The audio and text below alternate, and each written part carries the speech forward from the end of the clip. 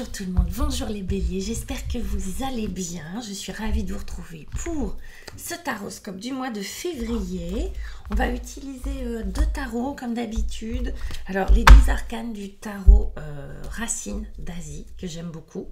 Et puis le Intuitive Tarot, voilà, avec l'accent. Pour tous ceux et celles qui aimeraient avoir une consultation privée avec moi, vous avez les infos en bas. Alors soit vous pouvez me retrouver sur le site Wengo ou Astro Center sans rendez-vous les jours où je suis là. Sinon, il y a mon mail, tout simplement. Vous m'envoyez un mail. Je propose en général deux formules de consultation, soit des formules complètes d'une heure, soit des formules plus petites de 30 minutes où on a le temps quand même de voir pas mal de choses. Voilà, vous savez tout. On va commencer le tirage. Je le fais en direct, je le fais avec vous pour voir un petit peu ce qui va sortir. On reste dans la spontanéité et dans la surprise pour vous, les béliers. Qu'est-ce que ce mois de février vous réserve, en tout cas au niveau des énergies? Alors bien sûr, c'est toujours un général, on n'est pas en train de faire des choses forcément très très précises, même si parfois la guidance, si vous êtes tombé sur ma vidéo, si vous êtes tombé sur cette chaîne là, c'est peut-être qu'il y a un message pour vous. Donc vous verrez, peut-être qu'il y a des choses à apprendre, à comprendre, en particulier pour vous. Si jamais cette guidance ne vous parle pas, ça arrive évidemment, ne vous parle pas, allez voir votre signe lunaire et votre signe ascendant. Et je le rappelle, le signe lunaire, c'est plutôt ce qui a trait à la vie privée, l'intimité, ce qui se passe à l'intérieur du foyer, des relations avec vos très proches. Et puis le signe ascendant, c'est plutôt l'inverse, c'est-à-dire ce qui va se passer à l'extérieur, en société, dans le travail, etc. Ok ? Alors, on regarde un petit peu ce qui se passe là. Je mets les cartes à l'endroit. Moi, je tire jamais les cartes à l'envers. Je les lis jamais inversées. On me pose la question parfois, jamais. Je les mets toujours à l'endroit. Alors, on va commencer. On va voir un petit peu ce que ça nous raconte. On a le prince d'épée qui est là, que voici, que voilà, et la tour. Allez, on commence bien les béliers ce mois de février. Vous avez le prince d'épée. Alors, on va commencer par le prince d'épée. Le prince d'épée, les épées, c'est le mental, ce sont les mots, c'est l'analyse, c'est tout ce qui va avoir attrait aux pensées, à l'intelligence, à la communication. Une forme de communication, d'accord? Ça peut être de l'écriture, c'est tout ça. Avec le prince d'épée, on est dans quelque chose, vous voyez ce prince, il y va avec son épée, on est dans quelque chose qui commence, qui débute, qui est assez frais, d'accord, c'est un prince, c'est pas un roi, donc c'est une énergie, c'est la même chose que le valet, vous voyez.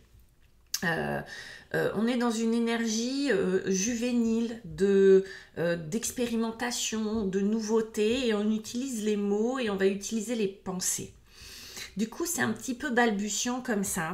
Et les mots, parfois, peuvent dépasser nos pensées. Les béliers, là, vous voyez. Avec la tour, j'ai l'impression que les béliers, vous pourriez commencer ce mois de février par vous exprimer vraiment de manière claire, mais un peu maladroite. C'est-à-dire que l'avantage que ça a avec la tour et ce prince d'épée, c'est qu'on est vraiment dans une relation entre ces deux cartes d'expression. La tour, faut pas oublier, d'abord, son origine, c'est l'expression. C'est un corps qui s'exprime. La tour, en général, elle est faite couleur chair. Dans le tarot de Marseille, vous l'avez sans doute déjà vu. Sa couleur, c'est une couleur chair, ça représente le corps. Là, on est dans l'expression. Donc, c'est comme si on avait envie d'exprimer des choses. C'est pas forcément négatif, je tiens à le dire. Surtout qu'elle est à l'endroit. Ça vous porte, cette énergie-là. Mais ça peut être un peu impulsif, tel un volcan. Vous pouvez un peu exploser de manière un peu abrupte, un petit peu de manière maladroite. Attention, là, on va vous dire... vous avez besoin de vous exprimer, vous allez ouvrir votre grande bouche pour le meilleur et pour le pire. C'est ce que j'ai envie de vous dire. Mais il y a vraiment un besoin. Ça peut être j'exprime ma joie, hein. Ça peut être j'exprime, je vais m'inscrire à un cours de théâtre parce qu'avec le prince d'épée, on peut être dans l'apprentissage, on peut être dans un, vous voyez, dans une envie de découvrir quelque chose, on peut prendre des cours d'écriture, d'accord, des ateliers d'écriture et on peut vraiment exprimer. Et ce qu'on va exprimer, c'est peut-être très émotionnel. D'accord? Là, on est dans les émotions avec la tour. Vous allez, pour moi, exprimer vos émotions. Parfois, il y aura des filtres. Parfois, il n'y aura pas de filtre. Mais en tout cas, vous allez utiliser les mots pour mettre vraiment, pour pouvoir transmettre vos émotions aux autres. D'accord? Ça se trouve, il y a un travail aussi qui se fait. Vous allez voir un thérapeute, un psy, et vous allez exprimer ce qui se passe à l'intérieur de vous. Et ça paraît être nouveau. D'accord? Donc, vous voyez, je vais large, hein, un spectre large. Parce que je ne vous connais pas, chacun de vous, je ne vous connais pas personnellement. Du coup, j'essaye de vous donner des pistes. L'écriture, la parole, le théâtre, oui, tout ça, il y a un travail intellectuel qui se fait sur des émotions, oui. Et parfois, ça peut être un peu maladroit, parfois c'est extrêmement spontané et c'est tant mieux, d'accord? En attendant, vous commencez ce mois de février, les béliers, avec cette envie de vous exprimer et ou ce besoin, hein, d'accord? C'est pas forcément une envie, c'est pas forcément décidé, c'est peut-être plus fort que vous, il y a un besoin de s'exprimer, pour le meilleur ou pour le pire. Ce qu'il va falloir travailler, mes petits chats, alors, on a le pendu, je rigole, parce qu'on a le pendu et la papesse. Ce qu'il va falloir bosser un petit peu, en tout cas l'entrave, ça va être tout ce qui va être intuitif. On a vu, là, on est impulsif, et ce qu'il va falloir travailler, ça va être tout ce qui est intuitif, tout ce qui va être réceptivité. Ça va être à la fois quelque chose qui va être nécessaire pour vous. Vous allez ressentir que vous avez le besoin de vous recadrer, de vous recentrer sur vous, de vous ramener à vous, mais ça risque d'être un peu compliqué. Là, on a vraiment, entre le 12 et le 2, vous voyez, il n'y a qu'une dizaine qui le sépare, entre la grande prêtresse et le pendu, il n'y a qu'une dizaine. On est vraiment dans des cartes qui vont nous parler d'introspection, d'intuition, de blocage de temps. Là, vous avez envie d'aller vite, vous avez envie de vous exprimer, vous avez envie que ça sorte. Et là, on vous dit peut-être y aller un peu plus doucement. Mais vous n'avez pas vraiment envie d'aller doucement. Du coup, vous allez ressentir que ces énergies-là, elles sont comme une entrave, comme si on vous empêchait, comme si on vous bloquait. D'accord? Ça paraît assez cohérent. C'est possible que pendant longtemps, je vais y arriver, vous étiez dans un état de blocage, d'enfermement, de je dis pas, je garde pour moi, d'accord? Je vais plutôt l'exprimer comme ça, moi de mon côté. Je ne suis pas bélier, hein, j'ai un peu de mal. Et là, ça sort, d'accord? Et là, ça prend toute son ampleur. Bon.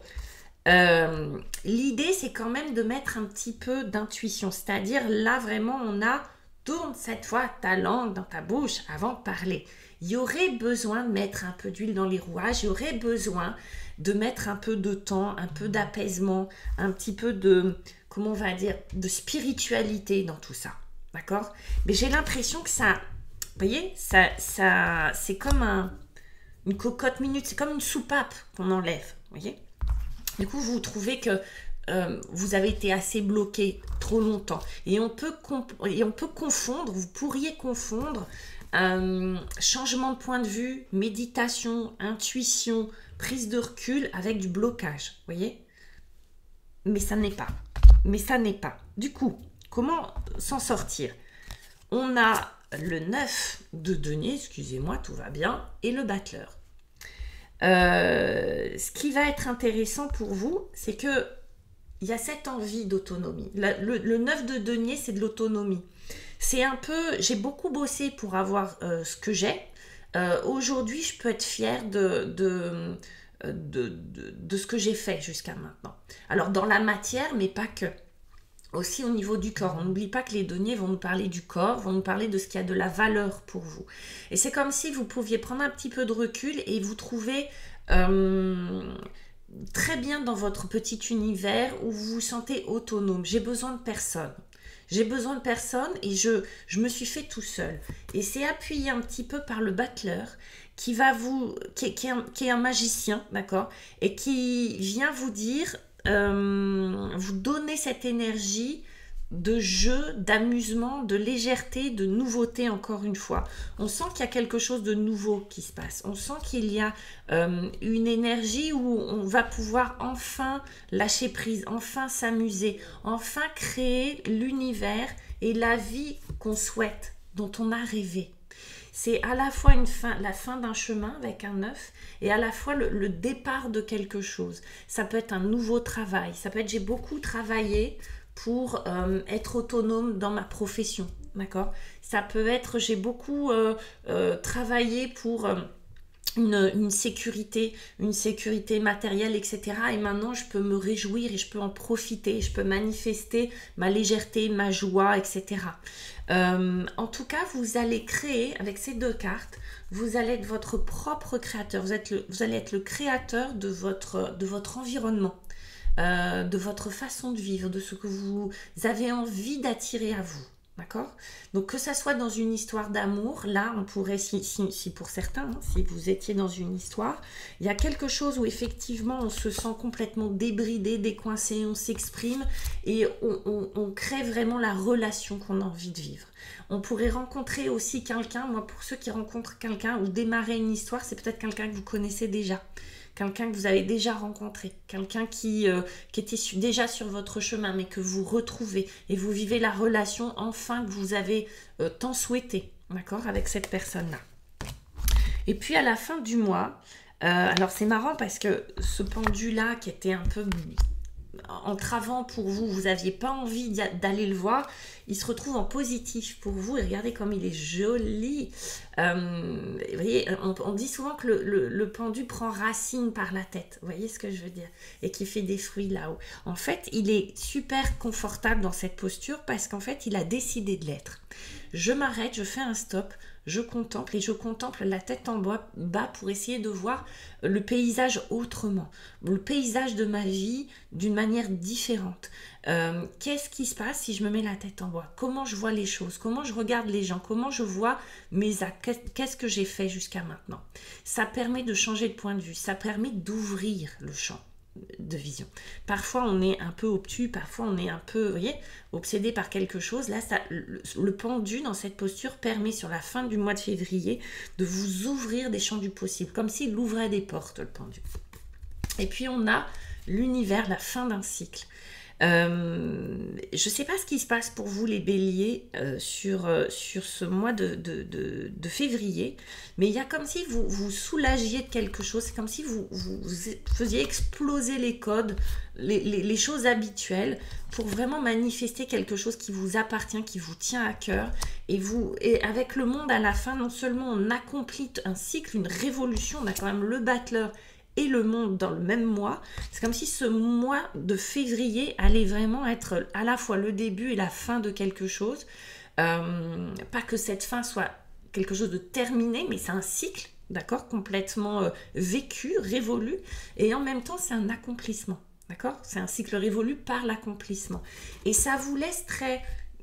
c'est comme si ce côté intuitif, méditatif, prise de recul, ce côté lâcher prise, vous saviez le goûter, vous saviez vous en servir, vous saviez en faire quelque chose. Alors que au début du mois, c'était pas une évidence, c'était même quelque chose qui vous entravait, vous n'aviez pas envie d'y aller.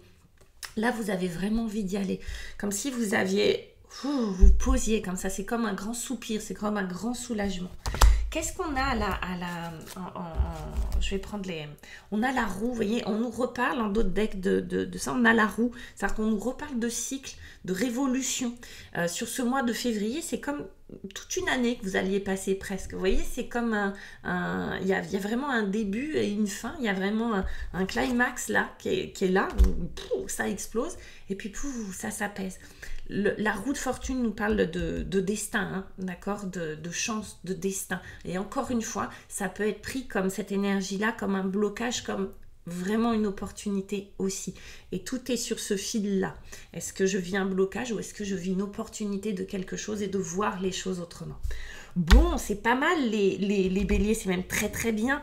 N'hésitez pas à me laisser vos commentaires, à mettre des pouces, ça aide la chaîne, à partager. Je vous embrasse et je vous dis à très très bientôt pour un autre taroscope. Ciao ciao.